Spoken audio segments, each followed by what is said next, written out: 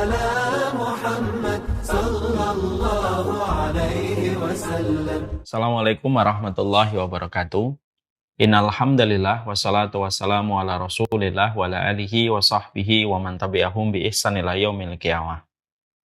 Kepada seluruh para penuntut ilmu, kepada seluruh santriwati, kepada seluruh santri yang hadir pada kesempatan hari ini, terkhusus kepada santriwati Rumah Quran Bunda Khadijah atau Ummu Khadijah, yang semoga Allah senantiasa memberikan kepada kita semangat di dalam kita mencari ilmu. Karena sesungguhnya tidak setiap muslim mereka diberikan kenikmatan untuk memiliki semangat di dalam menuntut ilmu. Dan kita tentunya mengharapkan semoga Allah senantiasa bolak-balikan hati kita di dalam semangat kita untuk menuntut ilmu. Alhamdulillah tentunya senantiasa kita bersyukur kepada Allah atas seluruh nikmat yang Allah berikan kepada kita. Terutama kenikmatan ini harus diikhtiarkan dengan kita sering merenungkan kehidupan kita di hadapan Allah. Terkadang kita menjalani kehidupan sering berjalan tanpa ada sebuah perenungan di dalam kehidupan yang kita jalani. Kita tentunya mengetahui betul siapapun yang merenungkan kehidupannya di hadapan Allah, maka dia akan menjumpai dirinya akan mudah untuk bersyukur dan mudah untuk bersabar di balik setiap kemudahan ataupun di balik setiap ujian yang Allah berikan kepadanya.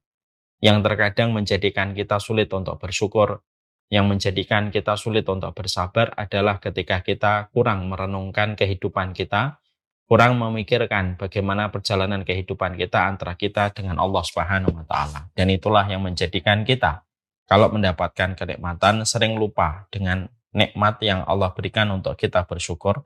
Kalau kita mendapatkan ujian, kita akhirnya begitu cepat patah untuk tidak bisa bersabar karena kita kurang merenungkan bagaimana perjalanan kehidupan kita. Semoga seiring hari yang bertambah, seiring waktu dan umur kita yang bertambah, seiring itu pola kita bertambah pula perenungan hidup kita. Siapapun yang banyak menyenung, siapapun yang banyak merenung 1 jam, 2 jam dalam hidupnya, maka kalaupun mendapatkan lapang, dia bersyukur. Kalaupun mendapatkan ujian, maka dia pasti akan kokoh di dalam bersabar. Kita pada kesempatan malam kali ini akan melanjutkan pembahasan panjang kita dari sebuah karya yang ditulis oleh Syekh Umar Muqbil hafidhahullah ta'ala ketika beliau menuliskan sebuah pembahasan secara sistematik tentang sebuah buku dan kitab yang beliau berikan judul Qawaid Nabawiyah, yaitu adalah 50 kaidah-kaidah hadis yang sangat kita perlukan untuk menjadi petunjuk di dalam kehidupan kita. Kita tentunya paham sebagai orang yang beriman itu harus memiliki kurikulum di dalam kehidupan mereka. Karena pendidikan itu di dalam kehidupan kita tidak akan pernah teruji kualitasnya sampai kita memiliki kurikulum. Bukankah sekolah itu akan dilihat pertama kali adalah kurikulumnya sebelum kita menitipkan anak kita untuk bersekolah di tempat itu? Maka sama bahwasanya di dalam kehidupan kita ini perlu kurikulum. Dan kurikulum yang harusnya dimiliki oleh setiap hamba yang beriman adalah apa yang ada di dalam kitabullah dan apa yang ada di dalam hadis. Itulah yang menjadi kurikulum di dalam kehidupan kita. Inilah yang menjadikan kita ketika paham kita ini sangat berhajat kepada kurikulum yang harus kita terapkan pada kehidupan kita, maka tidak ada kurikulum yang paling ideal kecuali adalah apa yang kita jumpai di dalam Al-Quran dan Al-Hadis. Ketika berdua, kitabullah dan hadis itu menjadi petunjuk di dalam kehidupan kita. Dan itu merupakan salah satu alasan kenapa di dalam pembahasan kita pada Madrasah Senin Malam Jembatan Meraih Cinta Ilahi, kita membahas pembahasan kitab tentang Qawaid Nabawiyah, karena kita memerlukan pembahasan ini, materi ini sangat kita perlukan, supaya membantu kita membentuk kurikulum di dalam kehidupan kita, supaya kita selamat. Kita mampu menyelesaikan ujian pada kehidupan yang Allah berikan kepada kita, dan tentunya kita mampu mendapatkan rapot yang terbaik pada waktu pembagian kitab di akhirat ketika kita memiliki kurikulum, dan kurikulum inilah yang kita jalankan pada kehidupan. Orang yang beriman kalau tidak punya kurikulum berarti ada masalah pada konsep hidupnya. Dan inilah yang menjadikan kita selalu mengerti kurikulum itu merupakan perkara keniscayaan yang tidak boleh tidak harus hadir pada kehidupan kita. Setelah kita membahas betapa pentingnya kurikulum pada kehidupan seorang muslim, Tentunya kita mengetahui pada pembahasan Qawaid Nabawiyah kita hari ini atau malam ini sudah menginjakkan kaki pada pembahasan kaidah yang kelima. Kaidah pertama yang harus kita perhatikan pada kehidupan, senantiasa perhatikan bagaimana niat kita dalam segala sesuatu. Kita harus hidup berkesadaran, hati kita harus terjaga, apapun yang kita lakukan, apapun yang kita kerjakan, selalu ada Allah di balik setiap aktivitas yang kita lakukan. Karena tidak ada hadis yang paling penting, kecuali di antara deretan hadis yang primer dan diakui oleh para ulama, pentingnya hadis itu adalah innamal a'malu binniyat. Seluruh amal itu tergantung bagaimana niatnya. Dan tentunya kita paham, sebelum Allah itu menghisab bagaimana sholat kita, Allah itu akan menghisab bagaimana kondisi hati kita. Apa yang kita pikirkan, apa yang terjadi pada hati kita, apa yang bergumul pada hati kita, maka itu merupakan perkara yang dihisab oleh Allah di dalam amalan hati. Sebelum Allah menghisab bagaimana sholat kita dan amalan-amalan fisik kita. Makanya inilah yang menjadikan kita ketika merealisasikan dan mengaktualisasikan Qawaid Nabawiyah yang pertama adalah bagaimana selalu kita hadirkan niat. Ada Allah di balik setiap aktivitas yang kita lakukan. Hatinya harus berkesadaran, hatinya harus terjaga setiap waktu, dan tidak hanya melakukan amalan dan tidak hanya melakukan gerakan aktivitas, hanya sekedar autopilot, berjalan tanpa ada makna Allah di balik setiap apa yang kita lakukan, karena menjalaninya tidak dengan konsentrasi dan hati yang terjaga. Makanya betul kata Imam Ibn Rajab, hati mereka yang salim adalah hati yang senantiasa terjaga.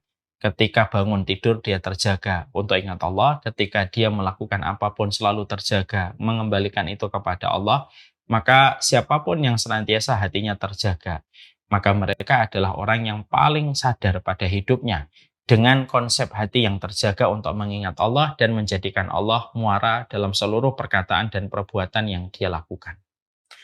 Qawaid yang kedua yang kita pelajari adalah hadis yang datang dari Ibunda Aisyah.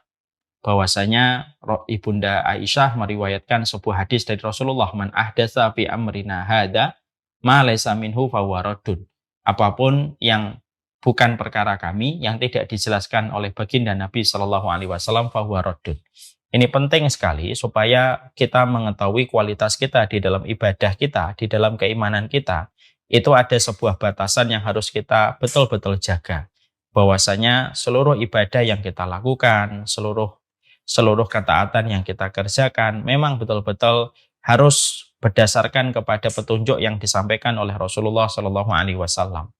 Maka supaya agama ini tetap orisinal, agama ini tetap terjaga kemurniannya ketika kita tidak gampang untuk memberikan kreasi dan inovasi pada kehidupan agama kita.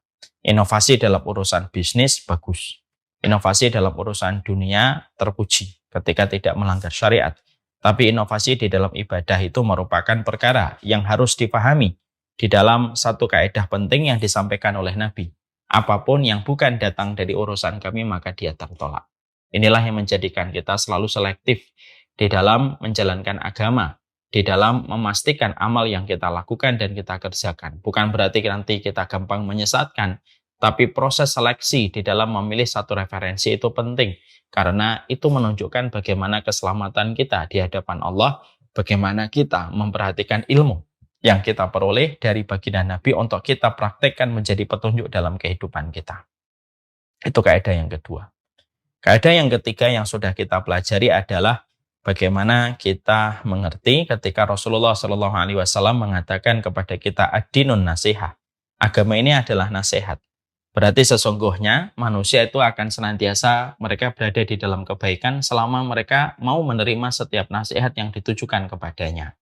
Ada nasihat kepada Allah, ada nasihat kepada Rasul, ada nasihat kepada kitab, ada nasihat kepada pemimpin kaum muslimin dan kepada kaum muslimin secara mayoritas. Maka sesungguhnya kehidupan kita akan berjalan baik selama kita mencintai nasihat yang datang pada kehidupan kita dan kita mengerjakan kewajiban-kewajiban sebagaimana nasihat itu diberikan di dalam kehidupan kita. Kemudian yang keempat, kaidah yang sudah kita pelajari adalah innal halala bayyinun wa innal harama bayyinun. Yang halal itu jelas, yang haram itu jelas. Berarti kita ini harus berhati-hati terhadap perkara-perkara syubhat. yang tidak banyak diketahui oleh manusia, yang sering diremehkan oleh manusia tanpa kita sadari. Perkara syubhat kalau sudah masuk, maka dia mencemari kualitas dan kebersihan hidup kita di hadapan Allah kalau sudah termasuki dengan perkara syubhat. Itulah yang kita khawatirkan. Bisa jadi banyaknya masalah pada kehidupan kita ya disebabkan karena perkara-perkara syubhat yang hadir pada kehidupan kita. Ketika kita menggampangkan, ketika kita meremehkan, akhirnya kita menyerap berbagai macam perkara syubhat yang merusak pada kehidupan kita dan memberikan kepada kita berbagai macam problematika ketika kita gampang membuka diri kita dan gampang menyerap perkara syubhat. Yang mana Rasulullah sudah mengingatkan, perkara syubhat itu sebagaimana perkara haram yang harusnya kita hindari. Jadi di sini kita sudah mendapatkan mappingnya. Hatimu dijaga, selalu sadar kepada Allah. Pikiranmu di dalam menjalankan ibadah, pastikan referensimu. Yang ketiga, pastikan hatimu siap untuk menerima setiap nasihat dan siap melakukan kewajiban sebagai bentuk agama ini adalah agama nasihat. Dan ketika kamu mengambil rezeki, hati-hati terhadap rezeki-rezeki yang syubhat. Yang sejatinya, kalau kamu berhati-hati terhadap perkara syubhat, Allah akan jaga hatimu dan Allah akan hadirkan berbagai macam keberkahan dalam setiap urusan kita. Sekarang kita akan membahas kaidah yang kelima. Kaidah yang kelima yang disampaikan oleh Rasulullah SAW yang penting untuk kita terapkan pada kehidupan kita, yaitu adalah ketika Rasulullah SAW dalam satu riwayat dari sahabat Muawiyah, ketika Rasulullah mengatakan man yuridillah bihi khairan yufaqihu fiddin, rawahul Bukhari wa Muslim. Rasulullah mengatakan kepada kita, barang siapa yang diinginkan oleh Allah di dalam kebaikan, maka Allah akan fahamkan dia tentang urusan agamanya. Ini menunjukkan kepada kita tentang satu kaidah penting, ya, bahwasanya ini memberikan kepada kita banyak pelajaran-pelajaran yang harus kita mengerti di balik satu hadis yang disampaikan Nabi yang diriwayatkan dari Bukhari Muslim. Sekarang mari kita bedah poin per poin untuk penerapan hadis ini ataupun riwayat ini pada realita kehidupan yang kita jalani. Yang pertama yang kita harus paham adalah bahwasanya Allah itu memiliki sifat cinta. Allah itu memiliki sifat ridho pada kehidupan setiap makhluknya. Allah memiliki sifat ridho pada dirinya yang sesuai dengan kemahabesaran dan kesempurnaan Allah, dan sifat ridho dan cintanya Allah berikan kepada makhluk yang Allah ridhoi dan Allah pilih di dalam cinta dan ridho yang Allah berikan untuk mereka. Makanya di sini Allah menyampaikan mayuridillahi bihi khairan. Barang siapa yang diinginkan oleh Allah di dalam kebaikan. Berarti Allah itu ridho kepada manusia yang memiliki sifat-sifat tertentu. Dan tanda keridhaan Allah itu diterangkan di dalam hadis ini. Dan poin yang pertama adalah Allah itu memiliki sifat ridho, Allah itu memiliki sifat cinta. Ini merupakan salah satu di antara hal yang kita sadari. Jadi hubungan koneksi antara makhluk dengan Allah itu begitu kuat. Sehingga ketika seorang makhluk yang mereka senantiasa sadar ketika dirinya dilihat oleh Allah, ketika dia merasa dirinya dipandang oleh Allah, maka salah satu hal terindah yang pasti dia inginkan dan pasti dia harapkan dan menjadi obsesi paling besar itu apa? Kalau manusia itu sadar dilihat oleh Allah, tidak ada obsesi yang paling besar kecuali adalah mendapatkan keridhaan dari Allah, mendapatkan kebaikan yang Allah berikan kepada hamba yang Allah kehendaki. Ini merupakan perkara yang paling besar dalam kehidupan manusia.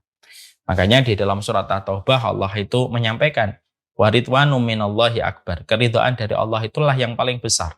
Dia mengalahkan besarnya langit, dia mengalahkan besarnya gunung, dia mengalahkan besarnya alam semesta ini. Karena apa? Allah menyampaikan waridwanu minallahi akbar. Keridhaan Allah itu merupakan perkara yang paling besar.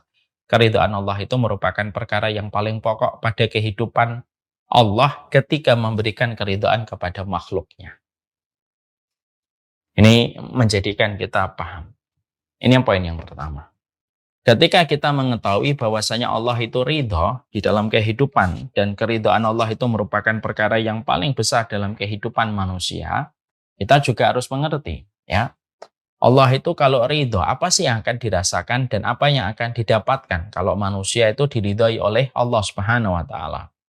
Ini terkadang harus kita sadarkan diri kita Kalau memang keridhaan Allah itu yang paling besar, apa sih impact-nya yang akan kita rasakan kalau kita betul-betul diridhai oleh Allah? Jadi kalau kita betul-betul diridhai oleh Allah itu apa yang akan kita peroleh, apa yang kita dapatkan? Maka setidaknya orang-orang yang mereka diridhai oleh Allah Subhanahu wa taala mendapatkan tiga. Satu, selama hidupnya akan dijaga oleh Allah dari berbagai macam perkara yang menjadi sebab maksiat dan menjadi sebab murkanya Allah. Dia dijaga dari perkara itu. Sebagaimana Allah menyampaikan di dalam hadis qudsi yang diriwayatkan dari hadis riwayat Muslim. Ketika Rasulullah Shallallahu Alaihi Wasallam menyampaikan hadis qudsi, ya, bahwasanya wa ma taqarraba bi syai'in hatta wa ma taqarraba ilayya bin nawafili hatta uhibbahu. Bahwasanya tidaklah seorang muslim ketika dia melakukan perkara yang wajib lalu dia melakukan perkara yang sunnah hatta uhibbah, sampai aku ini mencintainya.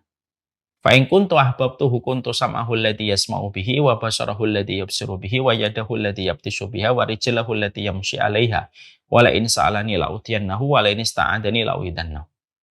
Aku ini kalau sudah mendapati ada seorang hambaku, ada seorang santri, santriwati, siapapun mereka.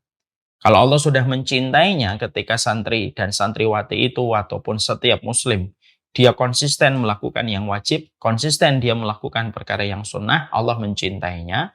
Apa yang Allah kerjakan? Kuntu sam'ahu alladhi yasma'u bihi. Aku akan menjaga pendengarannya, aku akan menjaga matanya, aku akan menjaga langkah kakinya dari perkara-perkara yang Allah murkai. Kalau dia meminta kepadaku, Allah kabulkan dalam permintaan akhirat. Kalau dia meminta perlindungan kepadaku, aku berikan perlindungan itu kepada mereka. Ya, inilah reward, hadiah kalau sudah menjadi walinya Allah. Jadi kalau sudah menjadi walinya Allah, maka Allah akan sulitkan dia melakukan dosa, tapi Allah mudahkan dia melakukan ketaatan. Sehingga dalam perkara-perkara kemaksiatan, itu Allah sulitkan dia. Sebagaimana Rasulullah ketika mendengar musik pada waktu beliau masih menggembala kambing di usia belia, Allah tidurkan. Sebagaimana kita menjumpai ada seorang tabi'in namanya Abu Bakar, ada seorang ulama, ada seorang solih lah. Lalu dia digoda perempuan, lalu Allah sulitkan dia. Bagaimana dia akhirnya melumuri seluruh tubuhnya dengan kotoran manusia supaya wanita yang mengajaknya berzina merasa jijik dengannya. Akhirnya Allah mudahkan dia untuk taat dan Allah sulitkan dia berbuat kemaksiatan. Maka itu merupakan tanda kalau Allah itu sudah ridho. Ya. Itu reward yang Allah berikan. Cukup di sini? Tidak. Allah masih lanjutkan dalam hadis riwayat Muslim pada riwayat yang lainnya. Sebagaimana yang dikatakan oleh Rasulullah Shallallahu Alaihi Wasallam, Innal abda, innallaha idza ahabba abdan da'a Jibril faqala ya Jibrilu inni uhibbu fulanan. Kata Rasulullah fima makna, ketika Rasulullah itu menerangkan Allah itu kalau sudah jatuh cinta kepada hambanya, Allah panggil malaikat Jibril. Allah katakan kepada malaikat Jibril, ya Jibril, ini uhibbu fulanan. Wahai Jibril, saya mencintai fulan itu. Cintailah dia sebagaimana aku mencintainya. Jibril mencintai orang yang telah dicintai oleh Allah. Pada Jibril ahlas sama. Maka Jibril memanggil kepada seluruh penduduk langit supaya mencintai orang yang dia cintai dan dicintai oleh Allah. Dan seluruh penduduk langit mencintai dia. Dari para malaikat yang berjejal, berdesak-desakan itu mencintai orang yang dicintai Allah dan malaikat Jibril. Ini merupakan reward yang kedua. Kita bisa bayangkan dicintai malaikat, apa yang akan terasa kalau kita ada manusia dicintai oleh para malaikat. Ya kalau kita sudah dicintai oleh para malaikat ya tentunya, Masya Allah ya, kita akan selalu dimintakan ampunan oleh para malaikat. Karena malaikat itu salah satu tugasnya memintakan ampunan untuk orang yang beriman. Dan tentunya akan selalu dikabulkan, dihantarkan setiap doanya kepada Allah. Ini yang kedua. Cukup? Belum. Masih ada yang ketiga. Yang ketiga, sebagaimana dalam satu riwayat dari Imam Al-Hakim yang disetujui oleh Imam Ad-Dhahabi wa wafaqahu Ad-Dhahabi. Innallaha idza ahabba 'abdan asalahu qalu wa ma asalahu ya Rasulullah. Qala yuwaffiqu lahu amalan salihan idza baina yati ajalihi hatta yarda anhu jiranuhu wa man hawla. Allah itu kalau sudah senang sama manusia, Allah akan sibukkan manusia itu sebelum menginjak garis kematiannya. Disibukkan dia di dalam ketaatan, sampai sibuk pada ketaatan, Dia menginjak garis ajalnya dan meninggal pada saat dia melakukan ketaatan. Sampai ketika dia meninggal, yardhu anhu jiranuhu wa man haulahu. Orang-orang ridho kepadanya, tetangga ridho kepergiannya ketika kepergiannya sedang melakukan ketaatan kepada Allah. Itu ridhonya Allah. Maka akan Allah berikan kepada mereka itu husnul khatimah. Nah ini menjadikan kita akhirnya paham inilah ridhonya Allah. Jadi Allah itu ridho, Allah itu cinta, Allah cinta. Jadi seorang walinya Allah, kalau kita bercita-cita, cita-cita kita itu tidak hanya pada urusan duniawi ya, urusan akhirat. Cita-cita kita menjadi walinya Allah. Orang kalau sudah menjadi walinya Allah, bukan lagi sekedar komisaris, bukan lagi sekedar owner, bukan lagi sekedar pebisnis. Tapi kalau dia bercita-cita menjadi walinya Allah, lalu dia jujur di dalam berinteraksi kepada Allah ketika dia ingin menjadi walinya Allah, maka kalau Allah menerima seluruh amal yang dia lakukan, transaksi yang dia kerjakan pada ketaatan, maka tiga inilah yang Allah akan berikan kepada mereka. Dijaga hidupnya dari maksiat, dimudahkan dalam taat. Dilindungi oleh para malaikat, dan malaikat selalu memberikan kebaikan untuk orang yang mereka cintai. Dan yang ketiga, diwafatkan mereka pada saat melakukan ketaatan, mereka memperoleh predikat mati husnul khotimah. Ya. Ini saya perlu sampaikan karena ada apa? Karena ada kata mayyuridillahu bihi khairan. Nanti berarti ini merupakan menerangkan tentang orang yang Allah cintai. Ini yang pertama. Ya. Jadi di situ kita akhirnya mendapati faedah yang pertama tentang kaidah ini adalah seorang walinya Allah, mereka kalau mendapatkan kecintaan dari Allah maka besar kedudukan mereka. Tidak ada yang paling besar kecuali keridhaan Allah. Engkau sebutkan gunung, engkau sebutkan planet, engkau sebutkan matahari, engkau sebutkan black hole, lubang hitam, engkau sebutkan miliaran bintang dan planet yang bertebaran di alam semesta ini, semuanya itu jauh lebih remeh dan jauh lebih kecil daripada keridhaan Allah. Makanya Allah menyampaikan waridwanum minallahi akbar. Makanya kalau ada manusia sudah mendapatkan keridhaan dari Allah, dia telah mendapatkan sesuatu yang paling agung pada kehidupan. Makanya para sahabat itu sudah betul-betul luar biasa. Makanya predikat dan gelar yang Allah berikan, yang diberikan oleh Rasulullah kepada mereka adalah radhiyallahu anhu wa radu'an. Mereka ridho menjadikan Allah menjadi Tuhan dan Rabb bagi mereka, dan Allah pun ridho kepada mereka. Inilah betapa pentingnya kalau kita bercita-cita menjadi walinya Allah supaya kita mendapatkan keridhaan dari Allah. Ini yang pertama. Yang kedua, hadis ini menerangkan kepada kita bahwasannya Allah itu memiliki sebuah kehendak ya. Bahwasanya Allah itu memiliki sebuah kehendak dan sesungguhnya tidak ada yang mampu untuk menghadang dan menghalangi dari kehendaknya Allah. Jadi kalau Allah sudah berkehendak, apapun yang Allah kehendaki, tidak ada satupun yang bisa menghalangi dari kehendak Allah yang begitu sempurna, yang tidak mampu dihalangi satupun oleh setiap makhluknya. Ya. Makanya ini mengajarkan kepada kita bahwasanya kehendak Allah itu besar. Berarti kalau Allah sudah menginginkan kebaikan, Allah sudah menghendaki, berarti ini kan berkaitan sesuatu yang besar kan, karena berkaitan tentang kehendaknya Allah. Kalau kehendaknya Allah itu kan menjadi besar karena datang dari zat yang maha besar. Contoh ya, kita ambilkan analogi yang sederhana. Kalau ada presiden menginginkan sesuatu, maka yang diinginkan itu menjadi sesuatu yang penting untuk dihadirkan. Contoh, presiden datang ke Kudus. Lalu dia berkata, saya ingin makan soto Kudus. Apa yang terjadi? Maka seluruh bawahannya, pas pamres akan mencarikan soto yang paling enak, yang paling recommended di daerah Kudus, paling steril, lalu setelah dipilih tempatnya, dipastikan bagaimana masaknya, dipastikan bagaimana bumbunya, dipastikan pula bagaimana parkiran nanti ketika presiden datang, maka akhirnya semua itu sudah betul-betul di-prepare sebaik mungkin H-30 sebelum kedatangan presiden ke kota Kudus untuk makan soto, itu sudah dieksekusi satu persatu untuk betul-betul yang terbaik. Masya Allah ya. Karena apa? Presiden ingin makan soto di Kudus. Akhirnya sotonya betul-betul diurus dengan sebaik-baik pengurusan supaya sang presiden tidak kecewa atas apa yang dia inginkan. Dari analogi sederhana itu, kita menggunakan bentuk kias, namanya kias.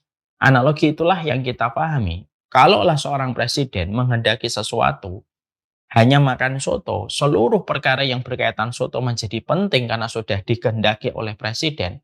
Sekarang kita bayangkan, kita mendapati hadis ini, yaitu ketika Allah menyampaikan lewat lisan, ketika Rasulullah menyampaikan, mayuridillah, siapapun yang diinginkan oleh Allah dalam kebaikan. Itu kan berarti jadi penting karena sudah diinginkan oleh Allah.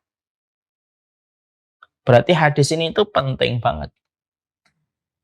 Kalau sudah diinginkan oleh Allah, maka semuanya sudah betul-betul menjadi mulia. Seluruh turunan-turunan masalah pada apa yang sudah diinginkan oleh Allah di dalam kebaikan itu menjadi sangat mulia.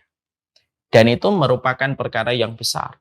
Berarti di sini kita mendapati dan kita menjumpai bahwasanya orang yang diinginkan oleh Allah itu menjadi perkara besar karena penyebabnya siapa yang menginginkan? Karena yang menginginkan itu adalah seorang mahadiraja, yaitu seorang maharaja, yaitu adalah Allah.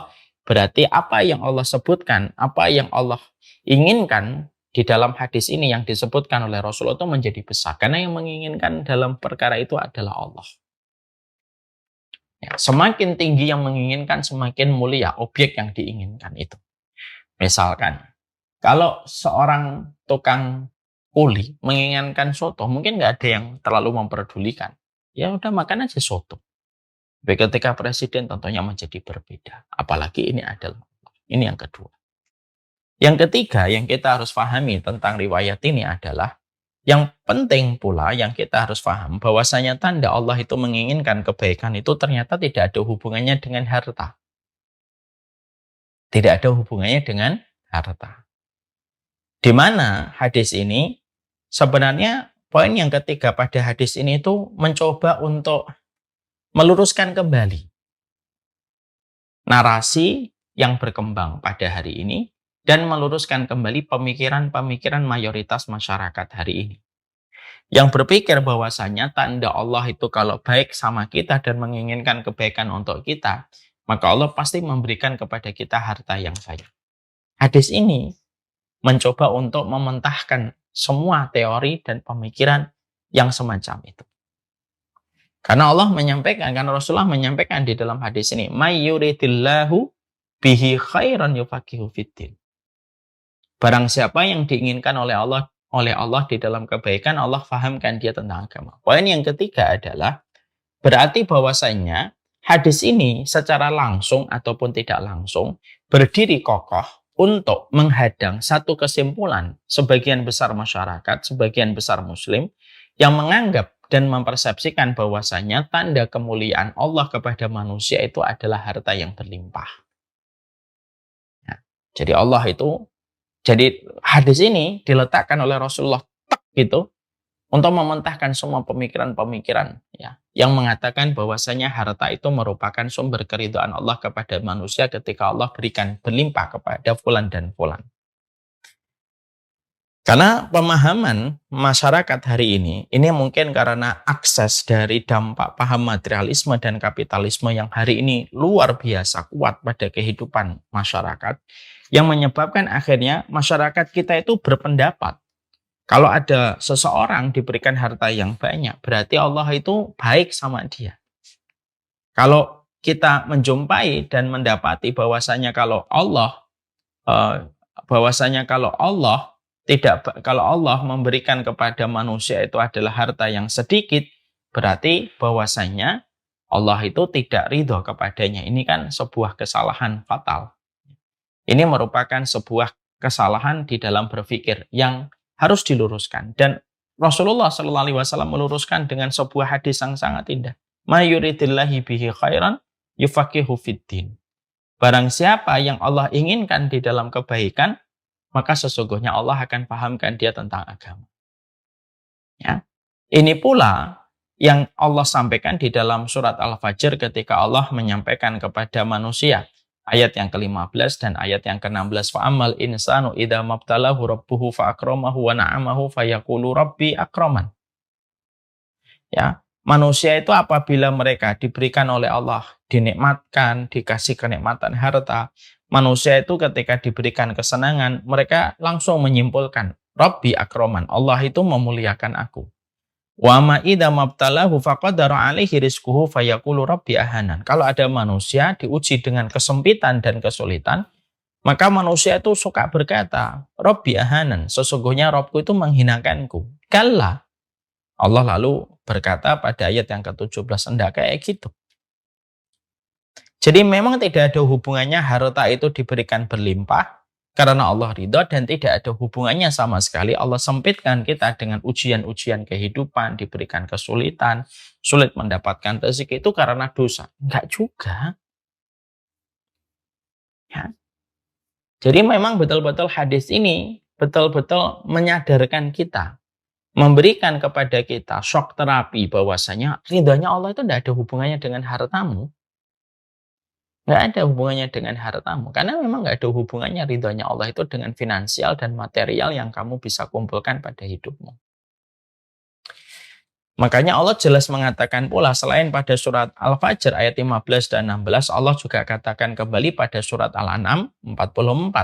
Ketika Allah itu mengatakan bahwasanya bahkan terkadang harta itu digunakan oleh Allah untuk memberikan hukuman kepada orang yang telah berpaling dari peringatan Allah.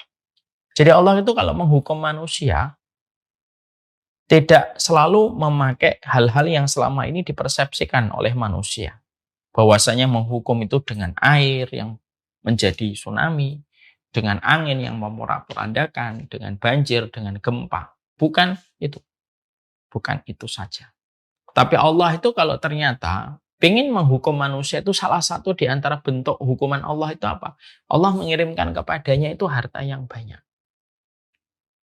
Ya, makanya Allah menyampaikan di dalam surat Al-An'am 44 kan, ketika Allah mengatakan, Fatahna alaihim abwaba kulli syai'in hatta idza farihu bima utu akhadnahum baghtatan fa idahum mublisun. Allah menyampaikan pada surat Al-An'am, di mana awal ayat ini dimulai dalam pemberitaan falamma nasu ma dzukiru bihi. Falamma nasu ma dzukiru bihi. Kalau manusia sudah lupa terhadap peringatan yang diberikan kepada mereka, dibukakan pintu-pintu, fatahna alaihim abwaaba kulli syai'in, akan dibukakan kepada mereka pintu-pintu segala sesuatu dari urusan dunia. Jadi asalnya dunianya 2 menjadi 5, dari 5 jadi 10, dari 10 jadi 20, dari 20 menjadi 30. Uang itu betul-betul ngalir kayak air. Betul-betul banyaknya luar biasa. Karena apa? Allah mengatakan fatahna alaihim abwaaba kulli syai'in. Allah menyebutkan itu di ayat tersebut tidak menyebut dengan kata babun, tapi abwaaba kulli syai'in. Allah bukakan pintu-pintu yang banyak dari segala sesuatu yang menjadi sumber kesenangan hidupnya. Nah, ini sekaligus pula untuk meluruskan kepada pemikiran-pemikiran sebagian muslim yang mengatakan bahwasanya harta itu tanda ridho Allah kepada manusia. Makanya manusia sering sekali berkata kalau mendapatkan harta banyak, lalu dia akan menyimpulkan Allah sedang baik sama kita. Kalau nanti hartanya tiba-tiba mendapatkan turbulence, mendapatkan goncangan, lalu berkata, wah Allah sedang benci sama kita dan menghinakan kita. Enggak sama sekali. Karena di situ kita mendapati poin yang penting betul. Bahwasannya yang kita jumpai pada poin yang ketiga. Ridhonya Allah itu tidak terletak pada hartamu dan tidak usah engkau banggakan. Ya. Tidak usah yang kaya itu merasa diberi nikmat, tidak usah pula bahwasanya mereka yang miskin diberikan oleh Allah kehinaan. Yang kaya belum tentu mulia, yang miskin belum tentu hina. Yang kaya belum tentu Allah ridhoi, yang miskin belum tentu Allah murkai. Ini supaya kita mengembalikan konsep kita berpikir pada kehidupan itu sesuai konsepnya sunnah, bukan sesuai dengan konsepnya kapitalis dan materialis. Kalau konsepnya materialis dan kapitalisme, ya tentunya setiap yang bertambah hartanya ya berarti bertambah kualitas dalam hidupnya. Hadis ini berdiri kokoh untuk mementahkan konsep itu. Ini poin yang ketiga. Poin yang keempat, di sini kita akhirnya mendapati bahwasanya Allah itu mengatakan mayuridillahi bi khairan yufaqihu fiddin. Barang siapa orang yang mereka itu diinginkan oleh Allah di dalam kebaikan, maka Allah itu yufaqihu fiddin. Allah akan fahamkan dia tentang agama. Allah berikan kepadanya ilmu. Sekarang mari kita bahas dulu ilmu yang menjadi pembahasan-pembahasan di dalam banyak kajian kitab, kajian buku yang diwariskan oleh para ulama, dan bahkan banyak sekali kita jumpai bagaimana keutamaan ilmu yang Allah terangkan di dalam Al-Quran dan Allah terangkan di dalam hadis. Kita harus bedah dulu. Yang harus kita bedah itu ilmu apa sih sebenarnya? Apakah setiap ilmu menjadikan kita pasti mulia? Apakah setiap ilmu yang menjadikan kita diinginkan oleh Allah di dalam kebaikan? Maka pertanyaannya itu adalah ilmu yang mana sih Ustadz? Yang menjadi tanda Allah menginginkan kebaikan untuk saya. Ini kan harus paham. Maka disinilah kita akan menjumpai dan disinilah kita akan mendapati pengertian ilmu di dalam hadis riwayat Bukhari Muslim yang sedang kita bedah ini, dan ilmu dalam setiap penyebutan hadis ketika menyebutkan tentang ilmu ataupun ayat-ayat Al-Quran yang menerangkan tentang ilmu, ya salah satunya ketika kita membaca di dalam surat Al-Mujadilah ayat yang ke-11, kita membaca di dalam surat Ali Imran ayat yang ke-18, penyebutan ilmu, itu ilmu apa dulu definisinya? Mari kita bedah. Kalau kita nggak bedah ini, nanti kita malah kebingungan untuk mengaktualisasi dan untuk menerapkan pemahamannya. Karena banyak orang yang menganggap semua ilmu, baik ilmu duniawi ataupun ilmu apapun, selama kamu belajar kamu mulia, kamu dijaga sama Allah. Sekarang kita jelaskan dulu ta'riful ilmi. Ya, ta'riful ilmi yang menjadi tanda Allah menginginkan kebaikan dalam kehidupan manusia. Maka pada poin yang keempat ini, apa itu ilmu? Ma huwal ilm. Yang Allah terangkan tadi di dalam surat Al-Mujadilah ayat yang ke-11, di dalam surat Ali Imran ayat ke-18 ketika Allah menerangkan keutamaan ilmu dan keutamaan orang yang mencari ilmu.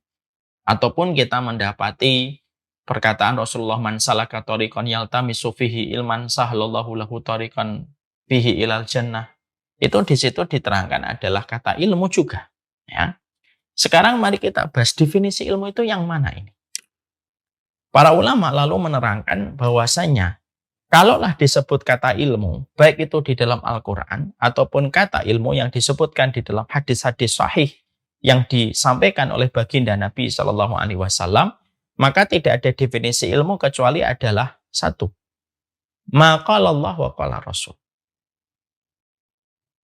Ma qala Allah wa qala Rasul. Apapun yang dikatakan Allah dan apapun yang dikatakan Rasul, itulah ilmu. Dan keutamaan ilmu, keutamaan mencari ilmu adalah keutamaan mencari ilmu ini. Yaitu mencari tentang maksud perkataan Allah dan perkataan Rasul. Itulah ilmu sebenarnya. Jadi tidak semuanya ilmu. Tidak. Ilmu bisnis tidak termasuk di dalamnya. Ilmu perdagangan tidak termasuk di dalamnya. Ilmu apapun tidak termasuk di dalamnya. Kecuali kembali kepada pengertian dan definisi. Al-ilmu maqala Allah wa qala Rasul. Ilmu itu perkataan Allah dan perkataan Rasul. Maka Imam Ibnu Rajab lalu menjelaskan kembali dengan penjabaran lebih panjang. Yang dimaksudkan ilmu adalah selain perkataan Allah dan Rasulnya, maka ilmu yang sifatnya memiliki banyak keutamaan yang disebutkan di dalam hadis ataupun disebutkan di dalam hadis dan disebutkan di dalam ayat, maka artinya adalah ilmu yang berkaitan tentang Allah dan Rasul, apa yang Allah cintai, apa yang Rasulullah cintai, apa yang Rasulullah benci, apa yang Allah benci, siapapun yang dicintai Allah dan Rasulnya, dan siapapun yang dibenci oleh Allah dan Rasulnya. Ini ilmu yang pertama. Yang kedua, pengertian dari ilmu yang disebutkan di dalam ayat Al-Quran dan hadis, artinya itu apa? Yaitu tentang nama dan sifat-sifat Allah yang sempurna. Itulah ilmu yang menjadikan pencarinya mendapatkan kemuliaan. Itu pengertian ilmu. Dan inilah sejatinya yang menjadikan kita memahami. Jadi tidak setiap ilmu. Makanya maaf ya, masih ingat kita salah satu testimoni dari seorang guru bangsa, seorang bapak bangsa di negeri kita tercinta, B.J. Habibie, yang tentunya seluruh masyarakat Indonesia mengakui bagaimana kecerdasan dan intelektualnya seorang Habibie. orang yang menemukan tentang teori pesawat, ya, orang yang menciptakan, orang yang mampu membuat pesawat dulu, Dirgantara. Tapi ternyata salah satu penyesalan seorang Habibie dalam hidupnya itu apa? Salah satu penyesalan seorang Habibie, B.J. Habibie dalam hidupnya itu apa? Kalau dia bisa mengulang waktu, dia ingin belajar lagi tentang agama. Karena tahu betul kemuliaannya, dan semakin dia tahu, semakin bertambah umurnya, semakin dia paham. Tidak ada yang paling dibutuhkan olehnya kecuali adalah ilmu akhirat tentang Allah dan Rasulnya yang akan menjadi landasan perjalanan dia menuju kepada kehidupan barzah dan kehidupan setelah kematian. Seorang B.J. Habibie, kita bisa membayangkan itu betapa itulah yang disebut dengan ilmu. Jadi tidak setiap ilmu. Fulan belajar ilmu bisnis misalkan. Apakah dia mendapatkan pahala? Oke, mendapatkan pahala. Tapi pahala yang dia cari pada ilmu bisnis tidak sama dengan apa pahala yang didapatkan sama orang yang mempelajari perkataan Allah dan Rasulnya.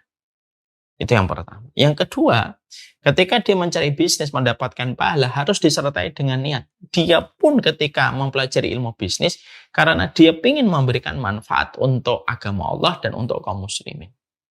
Barulah ilmu bisnis yang dia pelajari itu betul-betul memberikan kepadanya sebuah kemuliaan. Jadi tidak bisa orang itu menyampaikan semua ilmu semacam bahwasanya semua ilmu itu akan mendapatkan kemuliaan. Karena yang betul-betul mendapatkan kemuliaan tadi maqala Allah wa qala Rasul. Bagaimana dengan mereka yang belajar ilmu kedokteran, ilmu matematika? Ya semuanya tetap akan mendapatkan pahala berdasarkan niat yang dia miliki dan berdasarkan kepada niat yang dia miliki, mencarinya karena Allah. Yang kedua, niatnya pula ketika mempelajari itu untuk memberikan manfaat kepada agama Allah dan kepada urusan kaum muslimin dan bukan hanya terhenti pada urusan duniawi yang sedang dia bangun. Ingat ya. Kita tentunya paham. Baik orang yang mempelajari ilmu dalam urusan akhirat ataupun yang mempelajari ilmu dunia, maka mereka memiliki posisi yang sama. Bahwasanya mereka terancam kalau mereka tergelincir masalahnya.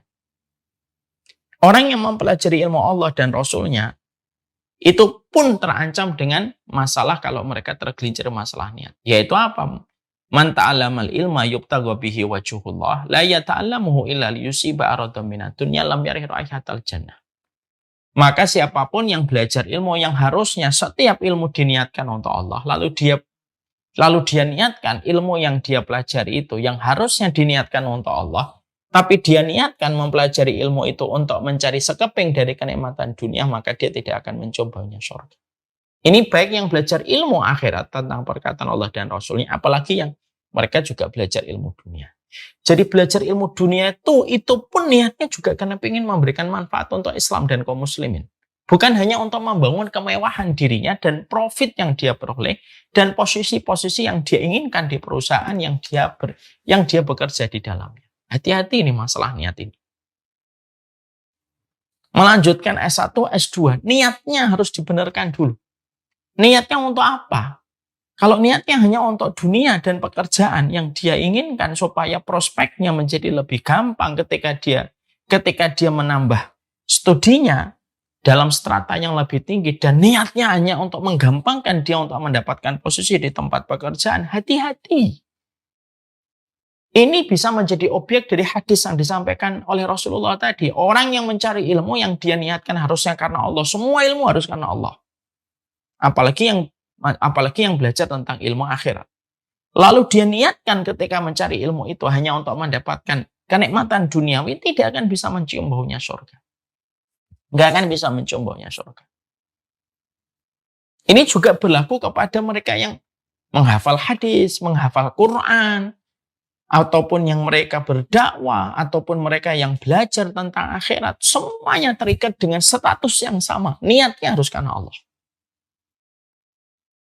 Sekalinya ada seseorang yang dia belajar, lalu ada niat yang terselip pada hatinya, niat untuk meraih kemudahan dunia itu lebih dominan daripada niat untuk mendapatkan ridhonya Allah. Di balik setiap pekerjaan, di balik setiap prosesnya dia mencari ilmu, dia akan mencium bau surga, dan itu termasuk dosa yang sangat besar di hadapan Allah, karena Allah paling benci manusia yang menduakan niatnya ketika mencari ilmu padahal ilmu datang darinya.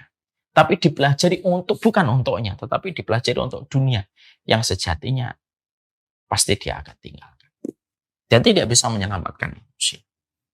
Kadang-kadang kita mendengar, fulan belajar lagi. Alasannya apa? Supaya dapat posisi yang lebih baik di kantor. Fulan belajar ini. Supaya apa? Supaya mendapatkan promosi jabatan. Belajar itu, kalau niatnya sudah untuk duniawi, selesai. Maka, naudzubillah min dzalik, dalam sebuah ilustrasi, bisa jadi ada orang-orang yang semacam ini nanti ketika dibangkitkan oleh Allah, maka bisa jadi orang yang semacam ini nanti ketika menginginkan itu adalah karena manusia, maka bisa jadi ketika nanti dalam satu ilustrasi ketika dia di hadapan Allah, loh ya Allah saya ini belajar. Allah jawab, loh belajarmu tuh bukankah karena promosi jabatan? Bukankah belajarmu tuh supaya prospek kehidupan profesimu itu menjadi lebih lancar, karirmu lebih menanjak ketika kamu menambah studimu dan menambah strata ilmumu? Bukankah kamu belajar S2 dalam urusan misalkan fikih ataupun akidah supaya kamu mudah bekerja di instansi keagamaan yang kamu inginkan? Maka orang yang mereka itu sudah tergelincir masalah niatnya ketika proses mereka belajar itu, maka mereka mungkin mendapatkan dunia, tapi tidak ada lagi balasan untuk mereka dalam kehidupan di akhirat, dan itulah yang paling merugi.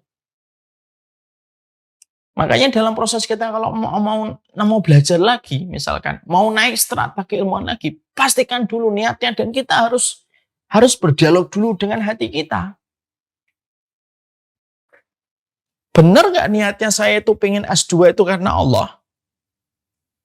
Ataukah hanya karena pengen tepuk tangan manusia? Benar nggak saya ini kalau belajar ini niatnya karena Allah? Atau jangan hanya untuk jabatan promosi yang saya pengen peroleh? Ya. Maka inilah yang menjadikan kita akhirnya memahami pada poin yang keempat. Kita akhirnya breakdown. Pada poin yang keempat adalah tidak setiap ilmu memberikan kemuliaan. Karena yang disebutkan oleh Allah dan Rasulnya, kata ilmu yang ada di dalam Al-Quran dan hadis itu ilmu tentang yang berkaitan Allah dan Rasulnya. Tidak untuk ilmu duniawi. Tapi ilmu dunianya pun kalau dipelajari, tapi niatnya karena Allah dan ingin memberikan manfaat kepada kaum muslimin, bukan untuk membangun kemewahan pada dirinya dan kemudahan dalam hidupnya, tapi betul-betul dia belajar dokter, belajar arsitek, semuanya ingin memberikan kontribusi untuk Islam setelah dia belajar itu, maka ilmu itu akan mendapatkan pahala kalau dia belajar. Kalau enggak, ya sudah, terhenti pada sesuai niat yang dia miliki. Saya belajar arsitek, ya supaya saya bisa membangun kantor arsitek. Ya sudah, selesai di situ. Kamu mungkin akan mendapatkan kantor arsitekmu, mungkin akan mendapatkan proyek rumah, tapi selesai. Kenapa? Karena ketika kita belajar arsitek, kita tidak menghadirkan Allah ketika mempelajari ilmu arsitektur. Kedokteran. Belajarnya kedokteran supaya bisa praktek, lalu akhirnya mendapatkan income, lalu mendapatkan profit yang besar. Ya sudah. Kalau niatnya untuk itu, ya sudah ilmu duniawi, tidak mendapatkan apapun pahala, karena niatnya sudah salah. Di akhirat pun juga tidak mendapatkan apapun, karena dia sudah mendapatkan sesuai dengan niatnya. Dia dikasih oleh Allah. Niatnya untuk dunia, dikasih oleh Allah dunianya.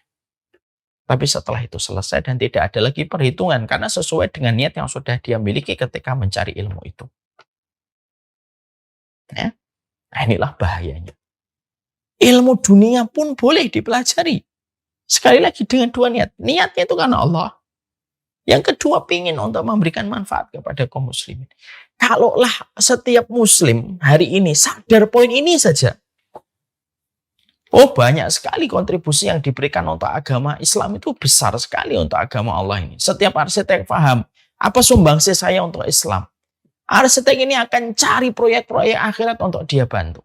Seorang dokter, kalau dia paham tentang poin ini saja, Masya Allah dia akan betul-betul berjibaku bersama dengan para ustadz dan para guru. Dia akan datang, ustadz saya punya ilmu kedokteran. Apa yang bisa saya sinergikan dengan dakwah supaya ilmu saya tidak hanya untuk mendapatkan rezeki untuk keluarga saya. Dan itu jadi sebuah kebaikan besar itu sebenarnya. Nah di situ kita akhirnya mendapati bahwasanya poin yang keempat, bahwasanya Allah itu menginginkan kebaikan. Ketika Allah fahamkan kita tentang agama, itu adalah masalah ilmu yang berkaitan tentang maqalallah wa qala rasul, yang berkaitan tentang Allah dan Rasulnya. Inilah yang menjadikan kita akhirnya paham. Inilah 4 perkara yang menjadi poin yang pertama dalam pembahasan kita.